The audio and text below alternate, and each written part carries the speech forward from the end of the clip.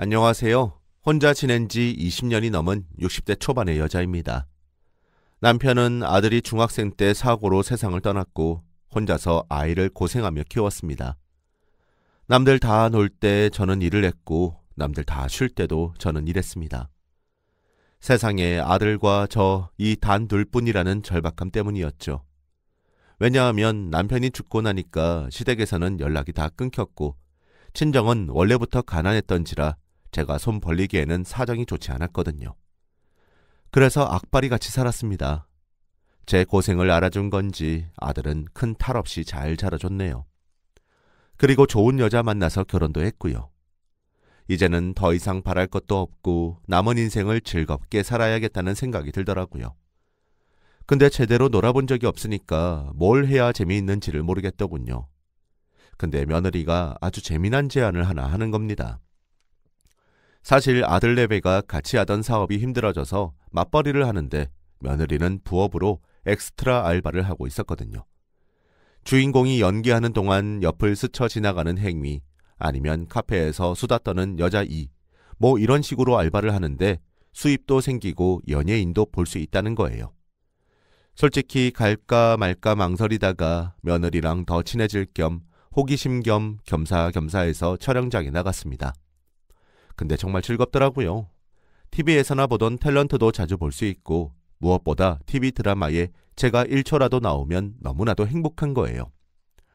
그래서 며느리랑 엑스트라 알바를 계속하게 됐어요. 근데 엑스트라 알바에 단점이 하나 있는데요. 바로 대기실이 따로 없다는 겁니다. 아무데나 자리 깔고 앉아서 5시간 기다리는 것은 기본입니다. 주연 배우 촬영 분량이 끝나길 기다리거나 제가 찍을 촬영 분량이 돌아오길 기다리는 게 너무 지겹더라고요. 그러다 보니까 기다리면서 이것저것 뭐라도 하게 되는데요. 게임하거나 인터넷 하거나 그것도 지겨우면 옆에 엑스트라에게 어디서 오셨어요? 엑스트라 언제부터 하셨어요? 별별 이야기를 다 묻게 됩니다. 근데 언제부턴가 제 또래의 나이 든 엑스트라 아저씨가 눈에 띄더라고요. 너무 유쾌하고 외모도 말끔하고 무엇보다 대기 시간에 다른 사람들은 담배 피우고 낮잠 자고 수다 떨고 있는데 그분만은 혼자서 책을 읽고 계셨습니다. 근데 그 모습이 정말 멋져 보였죠. 은근히 관심이 가던 찰나에 며느리가 그걸 눈치를 챘나 봐요. 어머니, 혹시 저분한테 관심 있으세요? 제가 소개해드릴까요? 제가 저분하고 엄청 잘 알거든요. 이러는 거예요. 저는 됐다고 손사래를 쳤지만 그래도 마음이 가는 건 어쩔 수 없더라고요. 그 후에 몇 번 촬영장에서 그분을 우연히 또 만났고 그때는 자연스럽게 이야기를 나누게 되었습니다. 며느리는 재미있는지 옆에서 어찌나 바람을 잡는지 제가 다 쑥스러웠지만 한편으로는 고맙기도 했고요. 자연스럽게 며느리랑 그분이랑 저랑 셋이 어울리는 시간도 많아졌고 드라마 촬영 없을 때도 만나서 어울리게 됐죠. 하루는 엑스트라 말고 다른 일을 하냐고 물어보니까 중소기업 대표로 있고 시간이 가끔 남을 때 심심풀이로 엑스트라를 한다는 겁니다. 그 말을 들으니까 왠지 뭔가 여유 있어 보이고 멋지게 사는 남자라는 생각이 들었어요. 이렇게 멋진 남자의 아내로 살면 얼마나 좋을까라는 상상의 나래를 혼자서 펼치기도 했네요. 그런데 그걸 며느리가 현실화시켜 주려고 노력을 많이 했습니다. 어머니는 혼자 되신 지 20년이 넘으셨는데 이제는 좋은 사람 만나면 좋잖아요. 제가 도와드릴게요. 잘 만나보세요. 이렇게 말을 하니까 더욱더 그분과 잘 지내게 됐고 급격히 가까워지게 됐습니다. 그분은 이혼 후에 혼자 살고 있고 아들은 미국에 유학을 보냈다면서 아들 사진도 보여주는데 무슨 외국 배우 뺨치게 잘생겼더군요. 그렇게 조금씩 친해지면서 그분의 친구들도 만났는데 어느 회사 CEO부터 어느 대학 교수까지 다들 명망 있는 사람들이었고 소위 잘나가는 엘리트들이었습니다. 이렇게 사회적으로 위치가 있는 남자가 평범한 엑스트라를 하다니 정말 더 매력적으로 느껴지더군요. 자연히 제 마음도 서서히 열렸고 조금씩 연인처럼 지내게 됐습니다. 그분을 만나는 자체만으로도 제 2의 인생을 사는 기분이라 행복했습니다. 그리고 어느 날 자신이 사는 집에 같이 가자는 거예요. 남자 혼자 사는 집에 여자가 좋다고 쫓아가면 안 되지 이런 마음도 들기도 했다가 어차피 이 나이에 내숭은 무슨 이런 마음도 들고 행복한 고민을 하다가 마지못해서 그분의 집에 갔습니다. 사실 집이라기보다는 혼자 사는 모텔이었어요. 왜 모텔에서 사냐고 물었더니 오히려 집을 소유하고 있으면 욕심만 많아지고 세금만 많이 내고 혼자 사는데 이 정도면 괜찮죠. 이러는 겁니다. 배운 사람, 있는 사람은 역시 생각부터가 다르구나 라고 생각을 했죠. 근데 모텔에서 식사를 해먹을 일은 없어서 식사는 제때 챙겨 먹는 거냐고 물으니까 빙그레 웃기만 하는 겁니다. 어찌나 그 모습이 안쓰럽던지 정말 이 남자에게 내 남은 인생을 바치고 싶다는 확신이 들었어요. 그래서 우리는 진지하게 연애를 시작했고 하루하루 중년의 로맨스를 맛보면서 살게 됐죠. 며느리는 잘 됐다면서 저도 이제 시아버지 생기는 건가요? 이러면서 축하도 해주고 아들은 못마땅한 눈치였지만 제가 진지하게 이야기하니까 한번 만나보고 싶다고 해서 그분과 함께 식사도 하게 됐습니다. 그리고 몇 주 후에 미국에서 사는 아들도 와서 며칠 동안 같이 지냈고요. 훌륭한 아빠 밑에서 자라서인지 굉장히 올바르고 멋진 청년이더군요. 그리고 그분은 자신의 어머니가 잠들어 계신 납골당에 같이 가자는 거예요. 그리고는 자신의 어머니의 납골함을 보면서 어머니, 드디어 제가 좋은 사람을 만나게 됐어요. 그래서 인사드리려고 데리고 왔어요. 이러면서 하늘에 계신 자신의 어머니에게 저를 소개해 주는데 그 배려심에 마음이 한 번 더 가게 되더군요. 그리고 그분에게 인정받은 여자라는 느낌도 받았고요. 그렇게 우리 둘은 저희 집에서 동거를 시작했습니다. 제 손으로 요리한 집밥을 먹이고 싶어서 당장 우리 집에서 재혼 생활을 시작한 거죠. 근데 사귀면서 약간 이상한 점은 좀 있었어요. 저랑 절대로 사진을 찍지 않는 거예요. 그리고 본인 혼자 찍은 사진도 기겁을 하면서 찍지 않으려고 했고요. 그래서 이유를 물었더니 방송 카메라 찍힌 걸로 만족해야죠. 사진은 우리 결혼사진 한 장이면 족하지 않을까요? 이렇게 말하는데 얼핏 들을 때는 감동적인 말이라서 좋았지만 나중에 생각해보니 소중한 사람인 저에게까지 굳이 이럴 필요가 있나라는 생각도 들었어요. 그래도 그때만 해도 그게 그 사람의 철학이라고 바보처럼 믿었네요. 그런데 동거를 시작한 지 2, 3주쯤 지나서 그분이 갑자기 큰일이 났다는 겁니다. 미국에 있는 아들이 교통사고를 당해서 수술을 해야 하는데 미국은 병원비가 엄청나게 많이 든다는군요. 굉장히 힘들어하는데 옆에서 보는 제가 더 안쓰러웠어요. 그래서 얼마 정도 필요하냐고 그랬더니 일단 5천만 원 정도면 비행기 값이랑 수술 비용은 될 것 같다는 겁니다. 어차피 같이 사는 사람인데 당연히 도와야 된다는 생각으로 있는 돈 없는 돈 만들어서 5천만 원을 줬어요. 그분은 미국에 가서 아들의 수술 경과를 지켜봐야 한다면서 미국으로 갔고요. 보름 정도 있다가 온다 했는데 한 달이 지나도 오질 않고 전화를 해도 받질 않는 겁니다. 엄청 걱정이 됐는데 그 후에 간신히 연락이 됐습니다.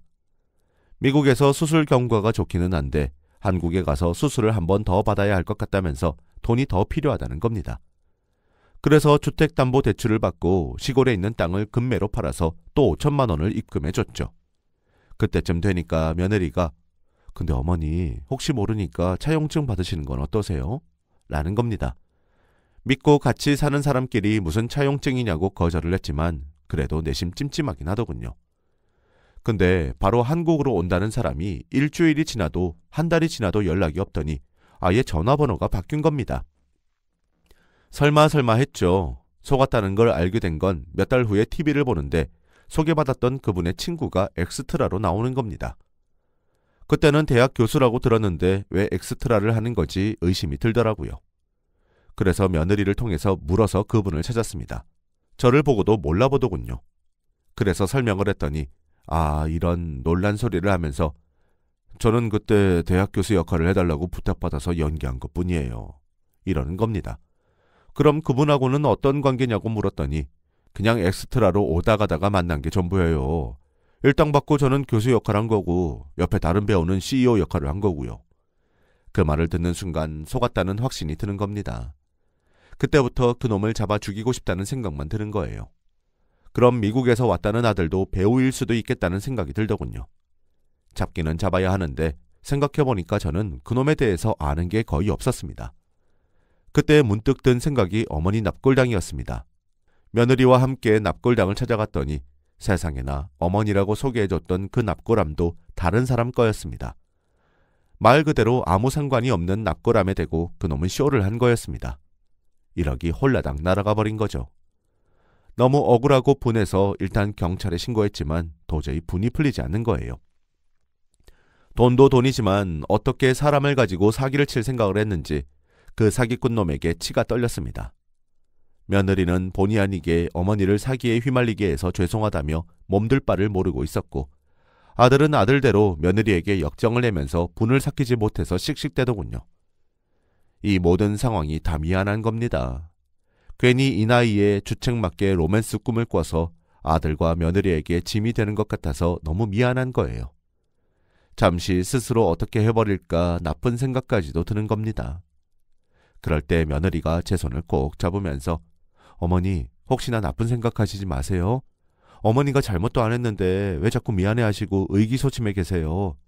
절대로 나쁜 생각하지 마세요. 이렇게 저를 다잡아 주더군요. 그 말을 들으니까 오히려 더 건강해져서 그놈을 잡으면 제대로 본때를 보여줘야겠다는 생각이 더 들더라고요. 그리고 몇 달 후 그놈이 잡혔다고 경찰서에서 연락이 왔습니다. 조사를 할 게 좀 있다더군요.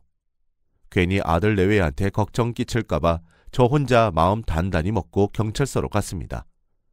혹시나 열받으면 그놈 얼굴에 던질 날계란도 준비해 갔죠. 그놈이 경찰관 앞에서 취조를 받고 있더군요. 제 돈으로 호의호식했는지 살이 통통하게 올라와 있었어요. 그런데 그놈 옆에 세상에나 며느리가 같이 앉아 있는 거예요. 이게 어찌된 일인가 놀라서 물어보니까 공범이라는 겁니다. 알고 보니 며느리가 그놈과 짜고 저한테 돈을 빼돌려서 그걸로 나눈 거였습니다. 너무 괘씸하더라고요. 그래서 며느리에게 왜 그랬냐고 했더니 어머니 죄송해요. 근데 저희가 힘들어서 돈 좀 달라고 했을 때 좀 도와주셨으면 좋았잖아요. 세상에나 이걸 핑계라고 하다니 며느리에게 더욱더 화가 났습니다. 그놈 때리려고 준비해간 날계란으로 며느리의 뒤통수를 후려쳤습니다. 경찰들이 말리고 난리가 났죠. 며느리는 계속 죄송하다고 하고 저는 이 사실을 아들에게 어떻게 이야기를 해야 하나 막막한 거예요. 근데 그놈이 멋쩍은 웃음을 지으면서 그만하라는 겁니다. 전 진심이었습니다. 당신을 정말로 사랑했습니다.